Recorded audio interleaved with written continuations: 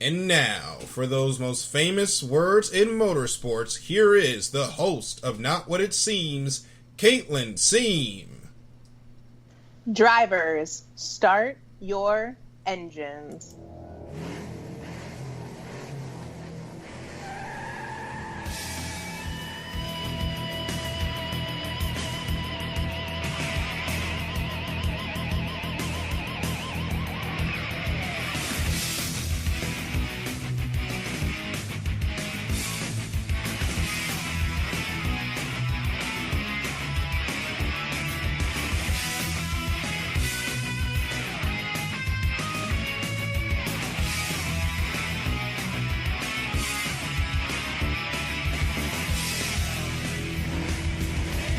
You are now listening to the fastest show on iSports Radio. My name is Darrell Kinsey Jr. and I'm welcoming you to the Lap the Extra Mile for today, June 18th, 2020. Hope everyone's doing great. Hello, Taryn and Larry B. in the chat room. Caitlin Seams, you just heard, is with me this evening. This is going to be her last show from North Carolina, actually next week, she's going to be moving all the way back up to Michigan. So, yay, Caitlin. Woo! I'm expecting snow. I've already had threats from family members who are like, Caitlin, if you bring snow, I'm... Actually, the weather's supposed to be hot up there, so I think I brought North Carolina with me already. I'm kind of bummed out about it. Look, the way 2020 is going, it will probably snow like a foot the minute you get there, because that is just how this year has gone so far. You know, I wouldn't put it past Mother Nature at this point. So thank you guys Maybe Bigfoot will actually show up. I know, right? So thank you guys so much for joining us. I know the last couple of episodes have been a bit heavy when it comes to stuff going on, but this is an episode where we can just relax and get into the racing that we all know and love. But last couple of weeks, there were topics that obviously we needed to cover, and we got them done. And thank you, everybody, for listening. And now, as we move on to the future of the program, we, shift back into the racing season. And unfortunately, the COVID-19 pandemic has not gone away, as we will talk about that in a little bit, as series here in America have announced their schedule. Yet, I don't really know if a lot of those series are going to see said schedule, but we will find out here in the next couple of weeks. But before we go on, Caitlin, how's your week been?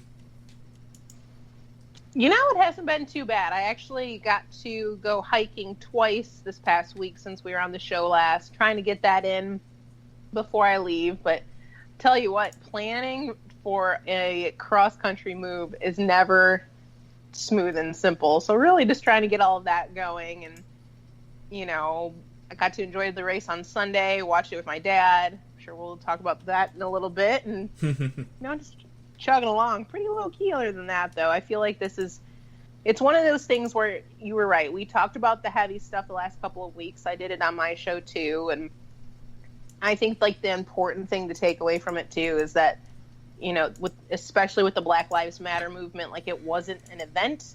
It wasn't just a week-long thing. It is ongoing. So while we might not be talking about it in full like we did in previous shows, it's still an ongoing matter, and it still is 150,000% important to society and everything else going on. So it's just finding a balance is really what it is. And I think that's, the biggest part to work on is just making sure that it's not forgotten or set aside. It's not a fad or a trend. This is something that really needs to change. And we are seeing a lot of stuff going on right now around the country, slowly leaning towards it. So that's kind of nice to see as well. Yeah, there's a lot of stuff that has changed. And as we begin our show, we were going to start with NASCAR and talk about what happened at Homestead. We'll come back to that because this news just kind of broke in the last minute.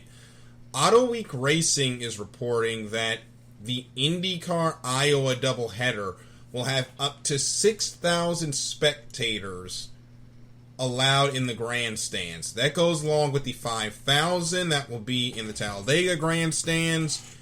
In the next month, there will be 30,000 fans in Bristol, Tennessee for the All-Star race.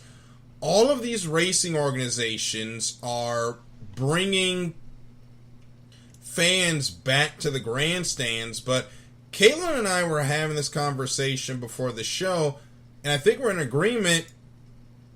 We do not really agree that it is a good idea to start bringing fans back right now, as COVID-19 cases have been popping up in basically every single state that has reopened to this point.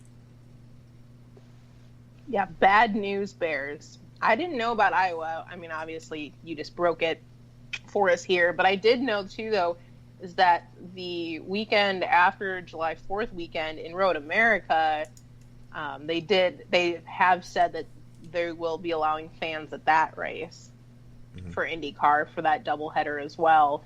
And it's like one of those things where, like, Road America, I could understand. Like, you can do social distancing at Road America pretty well. It's literally spread across an entire forest. And so, like, that one I could get. Like, I can get behind going to Road America and being like, as long as you're, they're like, hey, you need to social distance from your groups, I get it. Like, as long as somebody's enforcing it, I get it.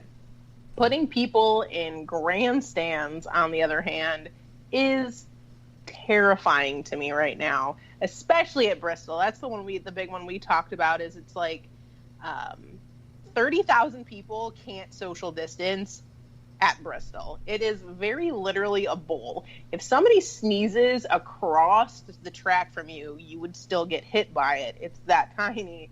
So I'm not quite sure. For the way things are going, I just don't think it's a good idea. Especially because what I had pointed out to you before the show started is that here's like a simple math thing. So the All-Star race traditionally takes place in Concord technically, but it's Charlotte Motor Speedway here in Charlotte, where everybody is located for the race teams. Bristol is 3 hours away from us. So it's a very quick drive. So the people who would traditionally go to the race in Charlotte can still very easily go to the race in Bristol. So I'm not quite sure what they actually think they're deflecting by moving it, because all of those people still will have the same access to the races they did originally. So I just don't see where we're actually working to stop anything, especially for the fact that they've already announced that masks will not be a requirement. So I don't know. It's such an interesting situation, and especially as you pointed out too, Daryl, is that cases are on the rise again. North Carolina is literally in the top 5 worst states since reopening. So I'm like, I don't really know if you want to spread all that funkadoo to poor Tennessee, but, what do we know, I suppose? Personally, when I heard that they were not requiring masks, I tweeted out, I'm like, nope. I would not be going. I know a couple of our friends over at the USRN Racing Group they have tickets and they're going to the race. I would not be comfortable going into those grandstands right now. If they are not going to require the masks and they're not going to be policing the social distancing, I wouldn't be going, because I go to Hagerstown on a weekly basis to cover the races up there. And the mask policy, it's not a requirement, but it's strongly encouraged. I can tell you from direct experience that there's going to be like 5 masks at the racetrack, probably. Because when I go to Hagerstown... Maybe. Because at Hagerstown, the masks are not a requirement. They are strongly encouraged. I have one on, and I might see a dozen. Extrapolate that out to 30,000 people. This is not going to work unless they make it mandatory that everyone has to wear a mask. Because if not, you're just going to turn this event into what that UEFA Champions League match was in Italy that really supercharged their cases. Because remember, they had like 60, 70,000 people in a soccer stadium, and by the end of the week, coronavirus just exploded in Italy, and they tracked like 98% of those cases back to the UEFA match. Now, if that happens in Tennessee and wherever not these fans come from, what do you think is going to happen to the NASCAR season? They're going to shut it down. And we just got back going. And if they the toys will be taken away. Yeah, and if they shut it down this time, that's the season gone. Because then we're going into the fall, and with everybody not social distancing and not wearing the masks outside. As I went out for a walk today, I was like the only person with a mask on. So with people not wearing the masks, not social distancing, basically being bored of the pandemic, but the pandemic is not bored of you, let me tell you. We're not going to have a continuation of the season into the fall because we're going to have a second wave, and it's going to be ridiculous. So NASCAR is playing a dangerous game that could very easily fail here going into the fall.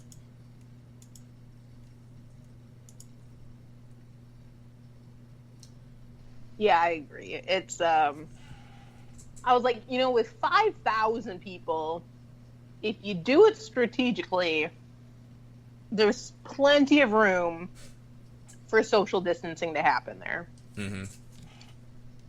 At Talladega. Like, it's big enough. It's like one person per row. You'll be okay. Still makes me nervous, but all right.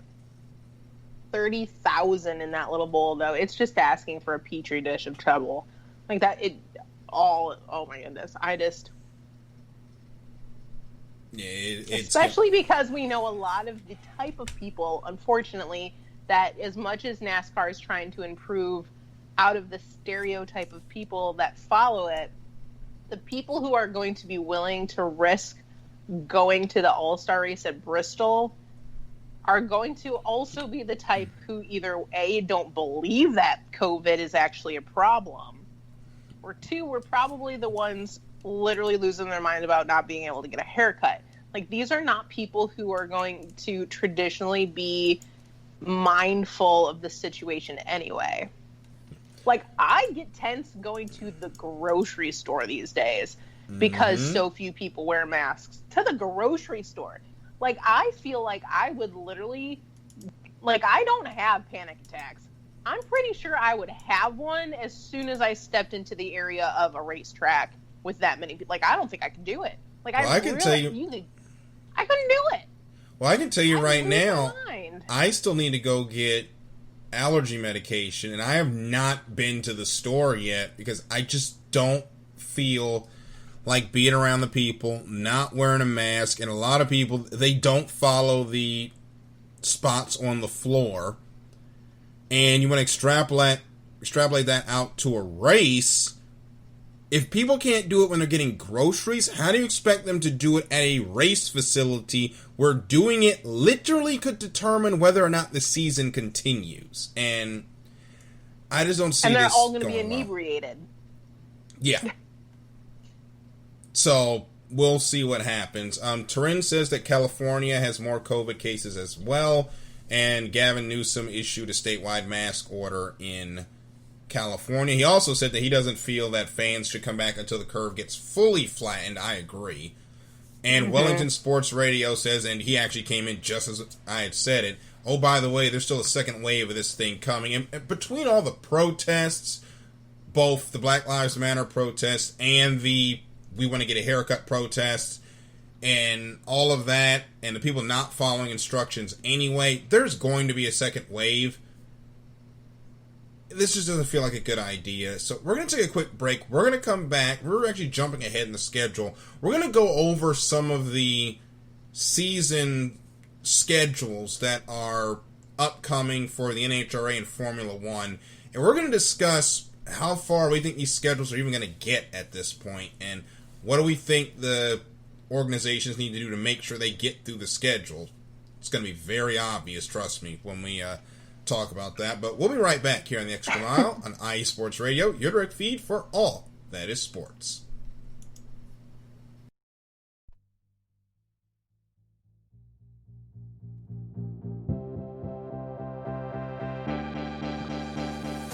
Hey guys, it's Blake Hinley, better known as H-Town Blake to some of you.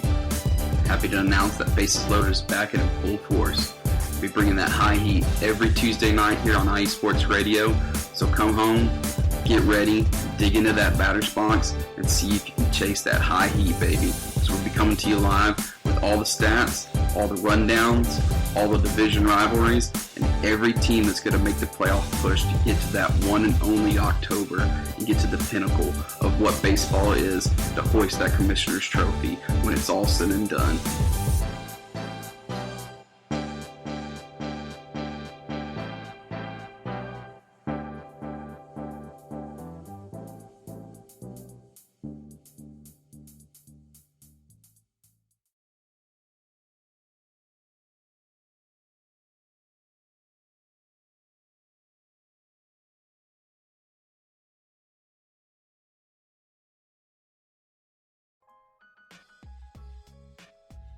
Hey, what's up, sports fans? You're looking for a different type of sports talk show, something you haven't heard before? You gotta check out the BS3 Sports Show every other Saturday on 2 Live Stews Radio, 1 p.m. Central Time, 2 p.m. Eastern. Sports talk at its finest. Always have great guests, playing some good hip-hop. You don't want to miss it. Make sure to tune in to the BS3 Sports Show every other Saturday at 1 p.m. Central Time, 2 p.m. Eastern. Welcome back here on the Extra Mile on iSports Radio, your feed for all that is sports. We're going to get into what the schedules are looking like going forward. We'll start with Formula One and NHRA. Those are the two that have recently announced their schedules and aren't racing yet. The Formula One season has yet to start, by the way, as they plan on starting with 2 rounds at the Austrian Grand Prix, July 3rd through the 5th and 10th through the 12th. Then the Hungarian GP, July 17th through July 19th.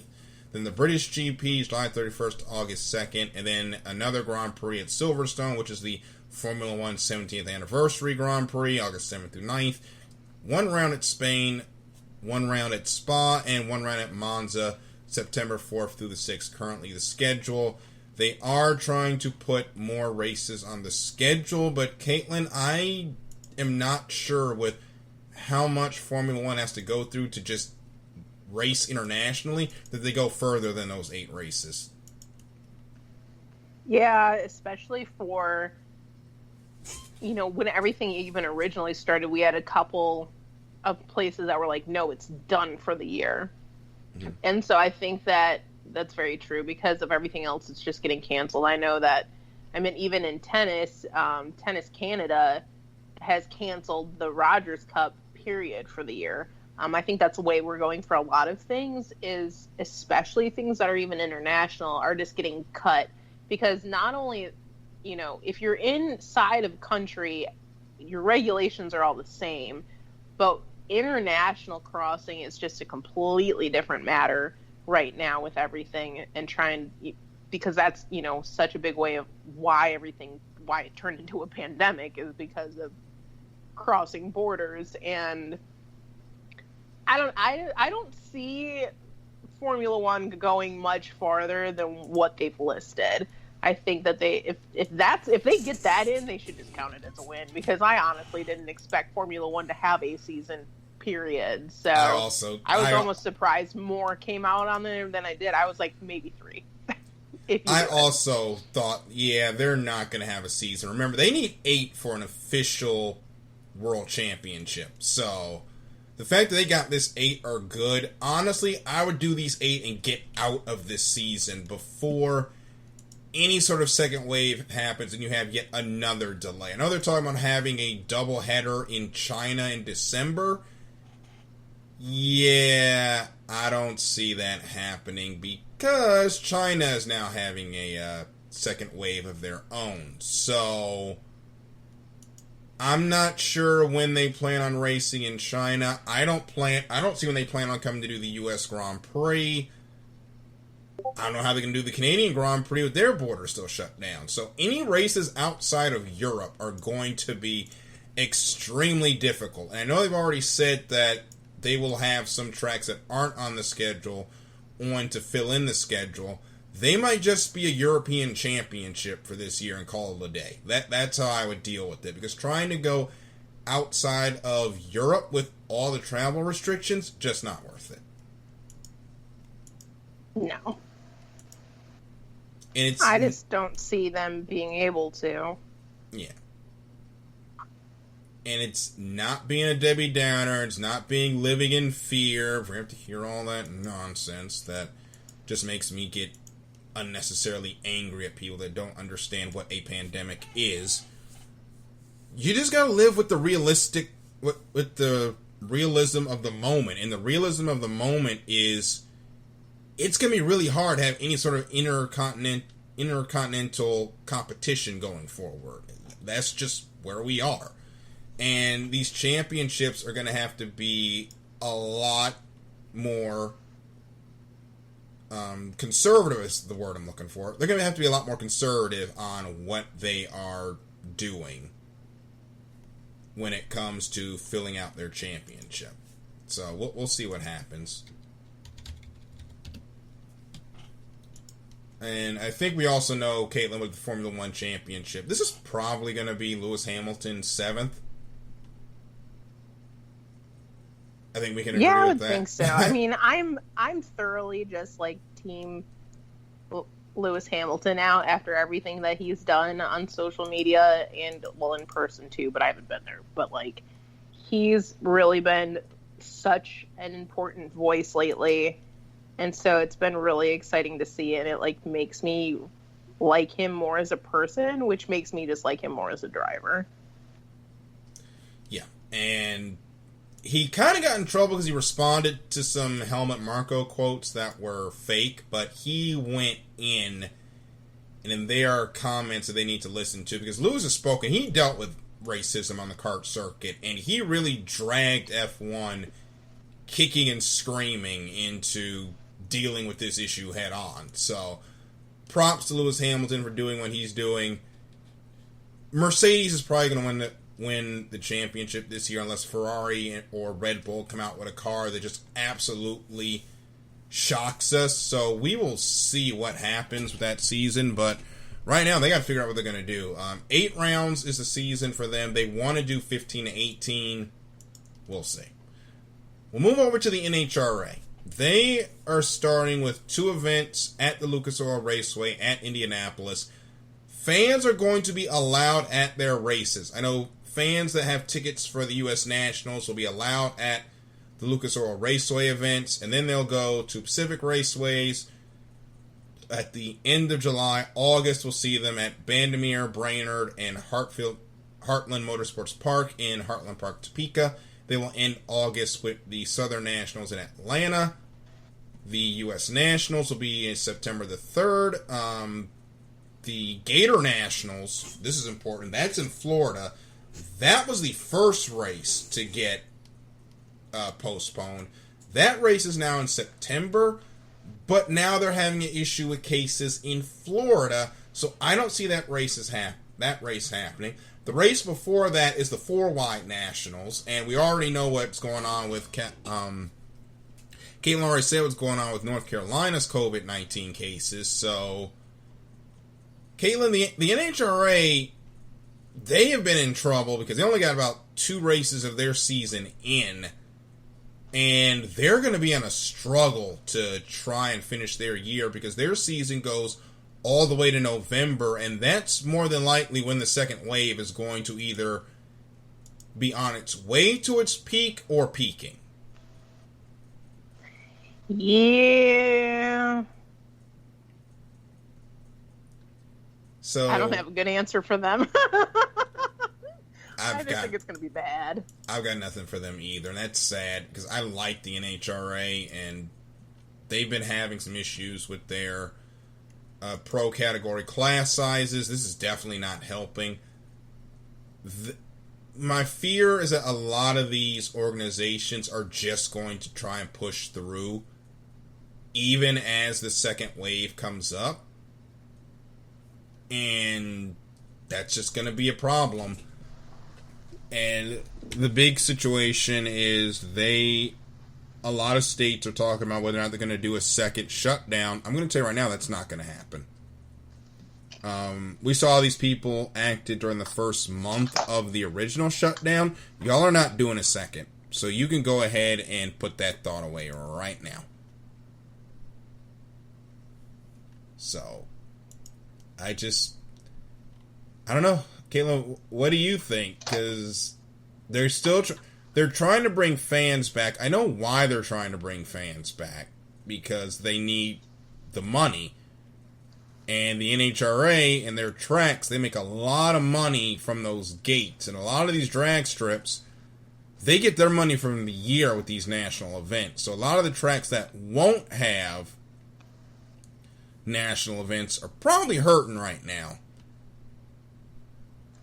And I get that. But I mean, too, is I think at this point, because of where we're at, they're not the only thing that's getting punished. Those aren't the only places being, punished for everything going on and not having fans there. But I think at this point, because we're already seeing what's happening by not even taking this 100% seriously the first time around, I just, don't muck with it. At the very least, don't push to have fans. I know it sucks, but I meant NASCAR, started earlier than most things did because of the way that they went through it. So I think if you really want to put on the show, because then at least you can get some of the attention that way, then you just focus on being really strict on everything, and you go out and you just don't do it in front of fans. But if you are dead set on having fans, then you're going to have to wait, and I don't see them being able to have a show this year. I think that the season is just done at this point. Yep. I have no idea how they're going to get through these seasons. And we know NASCAR, their upcoming schedule is the 2 races at Pocono, Indianapolis Motor Speedway, where right now it doesn't look like they're going to have fans at that event per what's going on in Indiana, as the county that the Indianapolis Motor Speedway is in, it has been hit hard by the coronavirus. Then they'll go to Kentucky, the All-Star race, which you already talked about. They'll finally go to Texas on July 19th, and then the Kansas 400 on July 23rd. From there, we'll pretty much be in the regular schedule as it's supposed to be, with New Hampshire, Michigan, the Glen, Dover, and Daytona to end the season. I believe they're going to have 2 races at that Michigan event. We shall see, but NASCAR's talking about slowly inviting fans back, and the problem with NASCAR, same problem NHRA is facing, their playoffs go into where a potential second wave will be, so they're going to have a decision time as well, and my fear is that they're going to try and push through with fans, and unfortunately I think that's a mistake. Yeah. I'm just 100% on the no fan vote. Yeah. Don't do it. Please be smart. Don't make this any worse than it already is. My thought is that there should not have been fans for the rest of the season. I don't know why Agreed. We're bringing fans back to I don't know why they're bringing fans back to the... I know why they're bringing fans back, but it's just not a good idea. But we're here now, and if these organizations are going to do it, they have to take the COVID-19 seriously. They need to require the mask. They need to be as strict with the social distancing, especially NASCAR, as what they're talking about doing with the Confederate flag. Because I don't know if you saw this, Caitlin, but they're talking about potential arrests over this thing. So, to their credit, NASCAR's going hard over the Confederate flag. I need them to go just as hard over, protecting people from COVID-19. I think that's definitely the best way to put it. 100%. Yeah. So we're going to take a quick break, and then we're going to actually get into the racing, as we're going to review what happened at Homestead, and things are getting kind of testy, and not just between the rivalry that you might think. I'll explain on the other side of this break here on the Extra Mile on iSports Radio, your direct feed for all that is sports. Hi, I'm Brian McLaughlin. In the National Football League, there are approximately 17 million total fans. I'm Andrew Guzman. My Dallas Cowboys make up almost 9 million of those fans. And my Seahawks have a very loyal fan base of around 4 million. That's more than 3/4 of all the fans. That's absolutely correct, Andrew. And on the Common Ground Football Podcast, we'll be talking about the good, bad, and the ugly of these teams. We'll have weekly picks, discuss transactions, injuries. And we'll chat about the rest of the league, too. Blake freaking Bortles? Oh, yes. And Captain Andrew Luck. Excellent. What about Fitzmagic? Oh, let's not get carried away now. Oh, all right then. Join us each week at commongroundfootballpodcast.com or wherever you get your podcast. It's going to be awesome.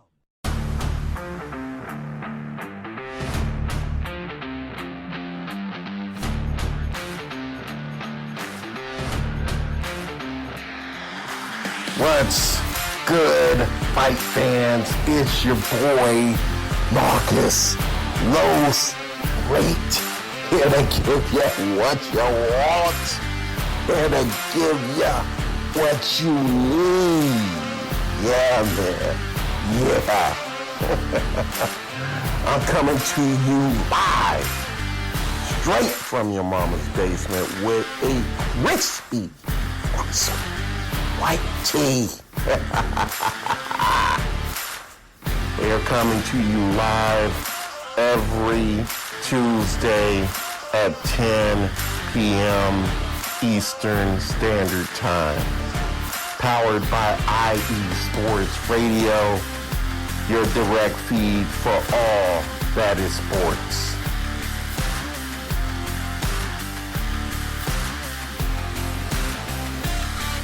Check out that show on Tuesdays here on iSports Radio, your feed for all that is sports, where we get you covered. We have you covered from the gridiron to the boxing ring to the racetrack as we continue here on the Extra Mile on iSports Radio, your feed for all that is sports. Daryl and Caitlin here with you. We're actually going to get into some racing now, as we're going to talk about what happened at the Homestead Miami Speedway. And Caitlin, there was a lot of rivalries during that event. We saw the Logano versus Elliott rivalry. Add another page in late in the race. Hamlin and LaJoie almost took a turn that we were not expecting, and we're going to talk about the roller coaster that was. But the rivalry that seems to never die is NASCAR versus Mother Nature. If you tried to watch the Dixie Vodka 400 on Sunday, you will realize that it took 4 hours to go 34 laps because of 4 different lightning delays. LOL. The first one was actually converted from a rain delay, as lightning was detected while it was raining in Homestead, Miami. Then the season got started. They went for 5 laps, and then another lightning delay happened. And then from there, we had the teams go to cover. They came back, started the engines, lightning delay. So we have to stop the engines, wait for an hour. Then we actually get into a good part of the stage, and then 34 laps are complete, and Caitlin, guess what happens again? Lightning, Daryl? Lightning delay. This time for 2 hours and 6 minutes. Now, I'm not sure what NASCAR did to anger the weather gods, but can someone please go say they're sorry? Because I'm about tired of all the weather, and the lightning delays just got frustrating after a while, because it didn't rain. Like, the storms never came over the racetrack, but because of how lightning works, you can't exactly just race just because the storm's not near the track, because lightning could still strike the track.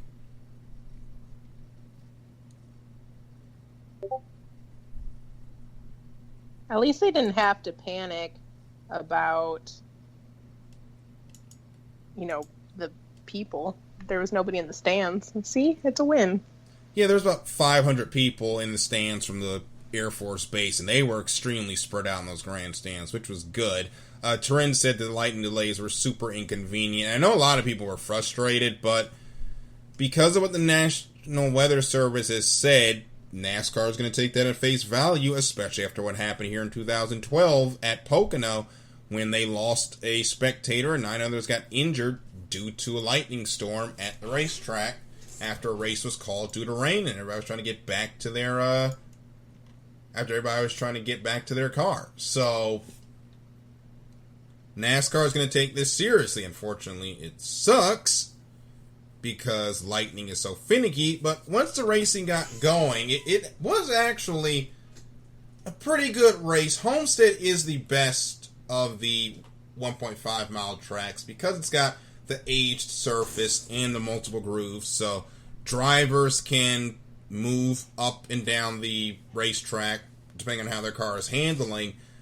But late in the race, Caitlin, Joey Logano kind of stuck it to Chase Elliott by not getting out of his way and allowing Denny Hamlin to catch up and ultimately take the lead and win the race. And a lot of questions during the week were, was that intentional? And Joey Logano pretty much said, hey, he cost me a win, so I cost him a win.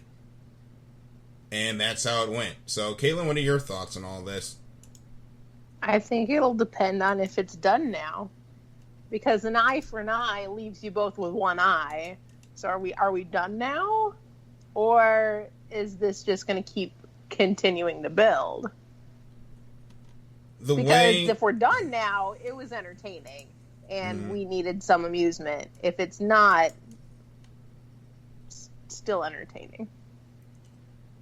Well, the way race car drivers do stuff, I don't see this being over soon. I know for the fan bases, it will not be over anytime soon. But Denny Hamlin did pick up the win. Chase Elliott had a chance at the end of the race, but just couldn't catch Hamlin. Hamlin picks up his third win of the season. But that's not all. Excuse me. That is not all that was to it, because apparently, according to Corey LaJoie, Hamlin basically texted the team and said, I'm going to wreck your driver.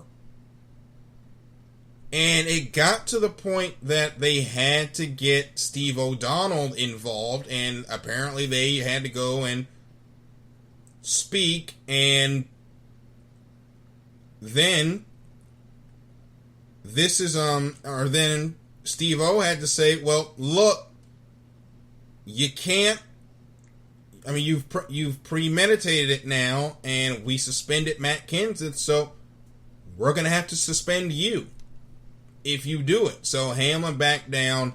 LaJoie has now squashed the beef, but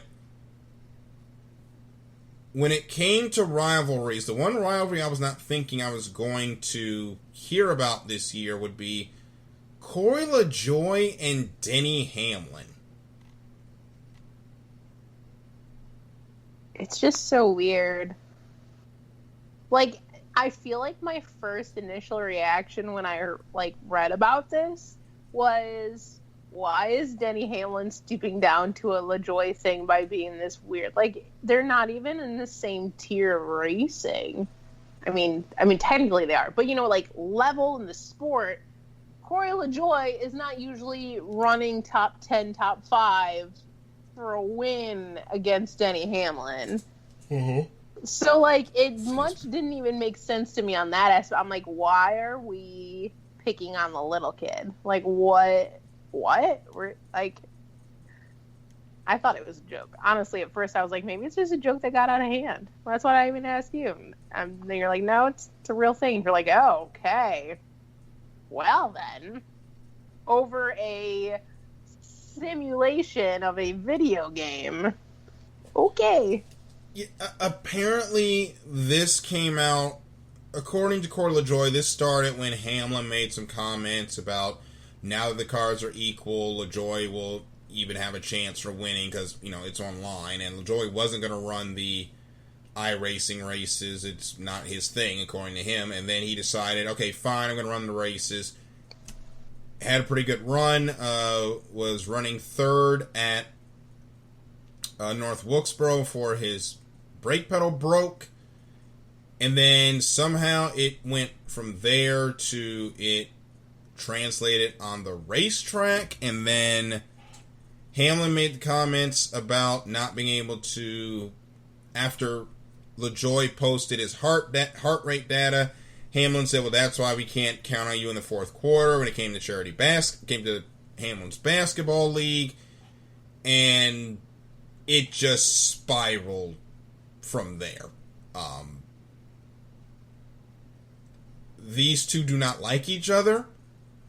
I am not sure how they allowed it to get this far, but it's here now, and it continues a string of behavior with Hamlin where you just shrug your shoulders and go, dude, what are you doing?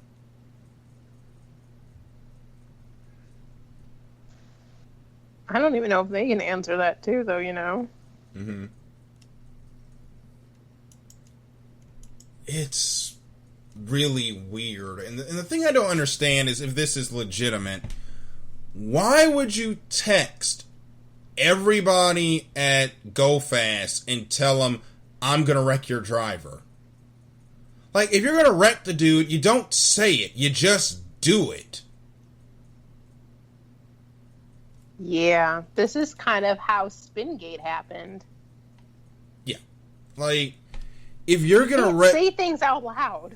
Yeah, like, if you're going to be mad at Corey LaJoie and you're going to wreck him, just do it. Don't say and text the team, oh, I'm going to wreck your driver because he needs to keep his mouth shut. No, just go and do it. Like, premeditating it, now the sanctioning body has to step in, and now Steve-O has to pull you to a nondescript RV and say, look, y'all need to chill or I'm going to have to suspend you. So, I don't know what he's doing. And I don't understand why Hamlin would do this. And it's been a thing with him where people have questioned, is Hamlin, does he have the mental fortitude, to go win a championship? As we've seen, he's had struggles about every time he's gone to then Homestead to try and win the championship. He wins at Homestead when the championship's not on the line, and then you see this going and kind of brings credence to the questions that are being asked.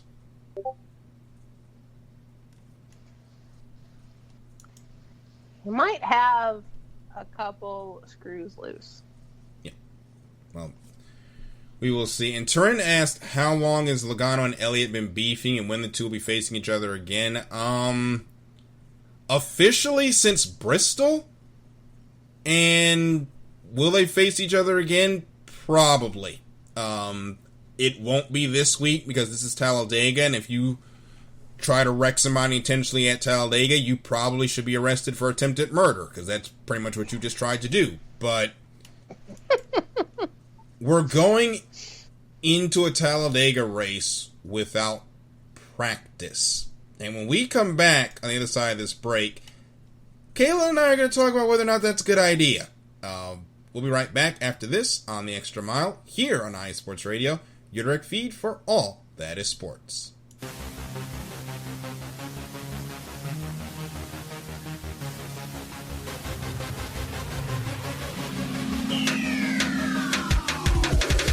What's up, everybody? This is Darren Rodriguez.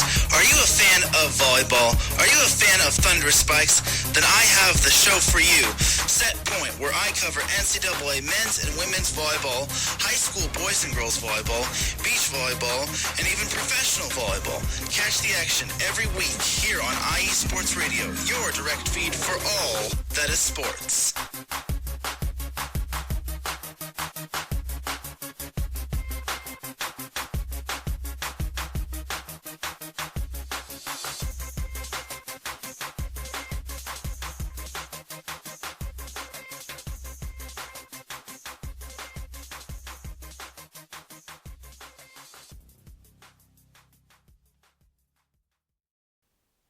Attention all sports fans!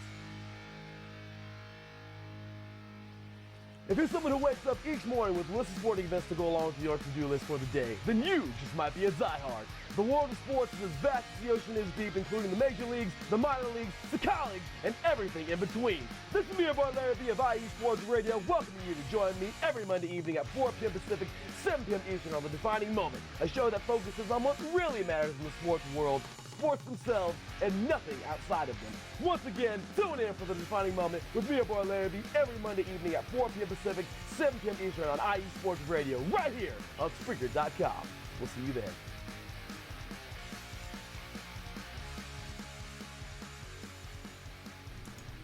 That is the hardest working man in IE Sports Radio right there. The CEO, the guy that's got all this running together, the Larry B and his show, The Defining Moment, and Turin, who has been a big help. You've seen a lot of his tweets when we're thanking and announcing guests. He hosts Set Point.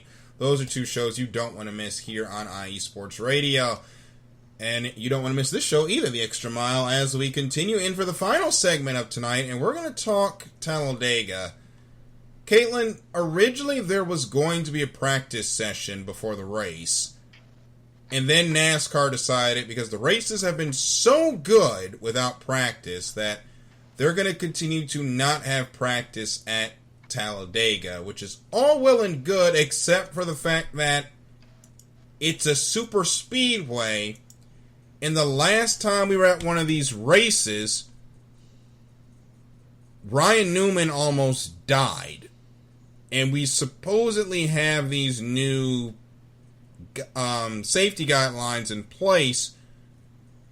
Shouldn't the drivers get a chance to shake down the cars and see what the closing rate is going to be now with the draft when we race on Sunday? This is the one place I don't want to be climbing into a car without testing.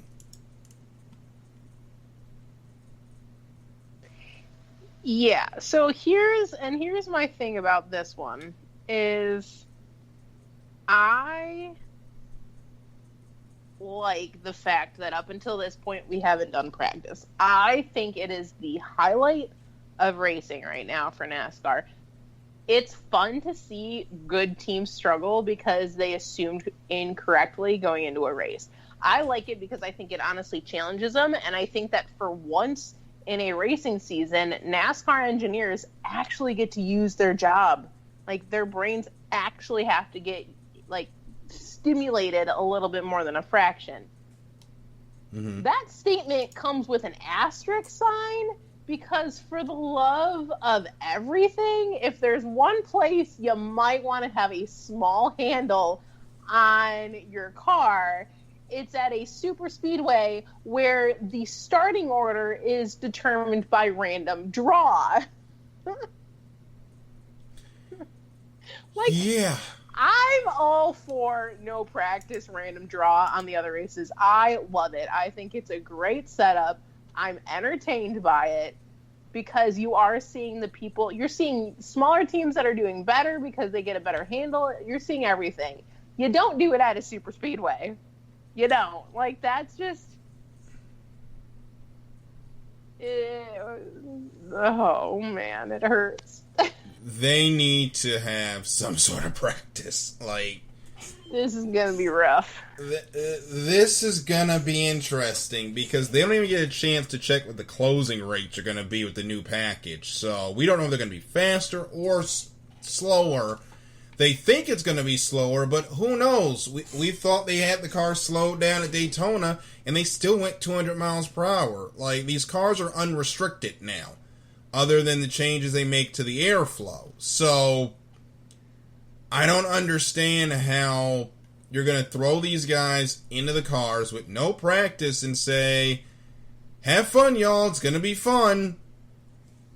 Have fun storming the castle. Basically. This ain't... I am... Oh boy, this is going to be a fun Talladega race. Random draw, no practice. If they make it through the first stage without a huge accident, I think we're going to be good. And I'm not trying to discount anything because, you know, these are the best stock car drivers in the world. It's just, this ain't the track you want to be getting your first look at during the actual race. And to that matter, James Davidson originally was going to run this race. He is no longer running the race due to them not having practice. He is now going to be making his first start at Pocono, which is good because I would not throw him to the wolves at Talladega trying to figure out the draft with no practice. That's like taking a toddler and throwing him into an Olympic swim meet against Michael Phelps. Not smart.